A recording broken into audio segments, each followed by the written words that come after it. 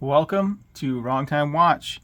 My name is Kevin, and today we're looking at these Divecore Vortex diving watch straps.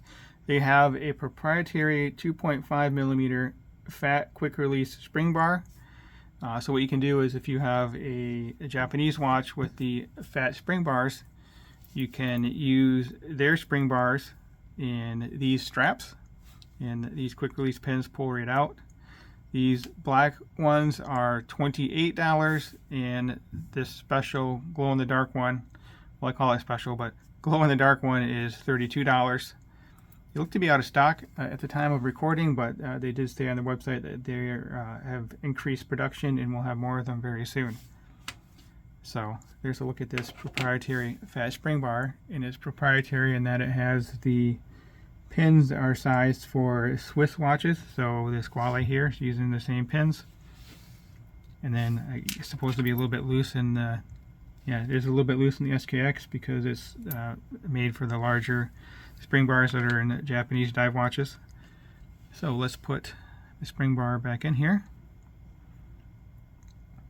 This one's a fairly tight fit, so it's not going to fall out, which is nice. And these are, again, silicone straps. They also offer FKM rubber straps, and I'll compare the two of them in the future. But I have one on the table here so I can show that to you really quick. I think these are $59, so about twice the price. Just look at these here side by side. Now it says on their website that these handle up to a 7.5 inch wrist. I have a 6.5 inch wrist. I believe I'm right in the middle here. So actually, let me put this one on wrist. These straps are 4 millimeters thick. They are thick straps. I personally prefer FKM rubber, so I like these straps a lot more. I would purchase the FKM rubber over the silicone, but if you don't want to spend twice the price, then and you like silicone, these are perfectly fine, and they seem to be very durable. I would totally expect these to keep your watch on wrist in any sort of activities. They're thick, beefy straps. Thick metal buckles here. The keepers are very thick as well, so do a good job keeping the watch on wrist. So yeah, this is kind of a unique position for me. Usually I'm way up here on the strap sizes with my small wrist, and this one I'm basically in the middle. So this little hole here coordinates with this keeper. There's I guess I have to take it back off wrist. There's a little nub in this keeper here, and what that does is that indexes on this hole here. Let me show you on the glow in the dark strap, maybe a little easier to see since it's this it's not a pure white. Let's see, do I have anything? I guess this is kind of white color, so you can see it's kind of a yellowish, neon yellowish, whitish type color. Oh, actually, you know what? The whole background is white, so I guess you can kind of tell that there too, right? But anyway, onto this keeper. This one right here, you can see that nub in there. So it works really well to keep the keeper in place. More companies should use this type of system. With FKM rubber, you really don't need it. FKM rubber keepers stay in place, but the silicone keepers do a good job staying in place too. The real issue is if you have a metal keeper. Those things will just slide right off. So there we go. Let me zoom out a little bit close here, but works really well on the wrist. Like I said, I prefer FKM rubber, but if you like silicone, these things are a great option for you. So a little bit odd choice using my SKX here for reference. It's a smaller watch and the strap is thicker, so it may look a little bit off balance, but it is an isolated Japanese dive watch, and this is 20 millimeter. The SKX is 22, so it wouldn't quite work there. Won't work there, I should say.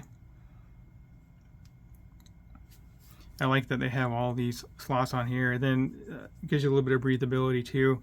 I don't know what they really expect for someone with I mean, you could with a, let's see, 6.5. You could probably go down to 5.5 inch wrist with this. I think it's more for breathability, but it does give you the option to wear it on a really small wrist. And the edge of the strap is beveled too, so it goes into those keepers really nice. Just a look at it right there. So that's a great feature as well. And then there's some kind of little grooves on the back here. If that's purely a design element, but also I think it aids in breathability.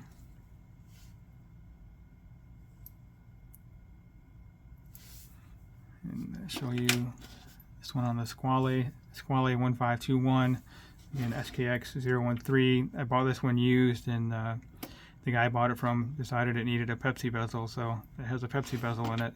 Normally it should have a black bezel. This sapphire crystal, and then this is Hardlex. If you don't know, you can tell by feeling them. Sapphire feels cold to the touch, and mineral or Hardlex, it doesn't feel cold to the touch. So we have the same bevel there, the same groove pattern on the back. I'm sure they use the same molds and then just pour in the different silicones or however that works. But you can see these fit really snug on the Squale since they have the smaller holes for these pins. Feels really nice and secure here. And I will show you the loomed strap. I will show you the loom at the end of the video here. So let me know what you think of this strap. I think it's cool. It's really cool in the unboxing. I kind of laughed because I was not expecting the loom strap. So nice surprise. Yeah, that does a real nice job of keeping it in place. Normally the keepers on some of the watches I wear, the thing will just be sticking out because if I put the keeper out too far, it'll slip off. That's not slipping off. I mean, you can see me pulling up on that. I guess maybe it came out a little bit, but you get the point. It's going to keep that strap in place.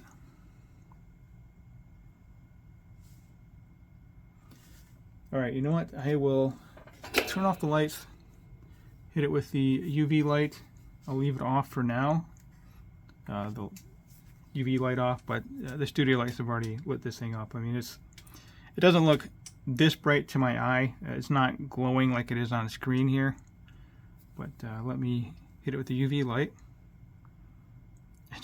This is so cool. It's like radioactive. Kind of reminds me of The Simpsons with Homer Simpson at the nuclear plant. But anyway, there we go. Now it's really glowing. I mean, it's lighting everything up around here. Kind of cool. And then the loom on the Squale 1521 is not too bad either. I sold my last full loom dial watch. I was thinking of buying another one now to match this strap, but I think it'd be a pretty cool combination. Loom strap with a full loom dial watch. What kind of a YouTuber am I? The watch isn't even running. Yeah, this is a cool strap. I mean, it looks a lot more cool on video than it does. I mean, it looks cool in hand here, but on video it's just absolutely glowing.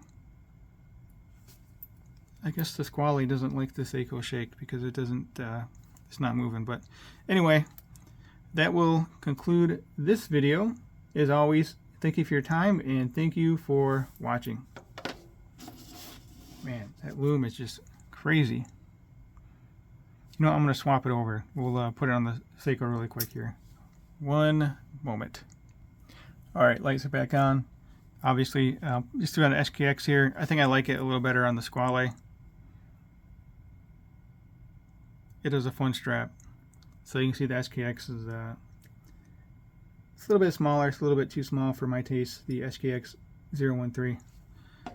But just wanted to show this watch, or this strap on this watch as a loom should be a little better. Yeah, definitely a better complement here with the better loom on the SKX 013.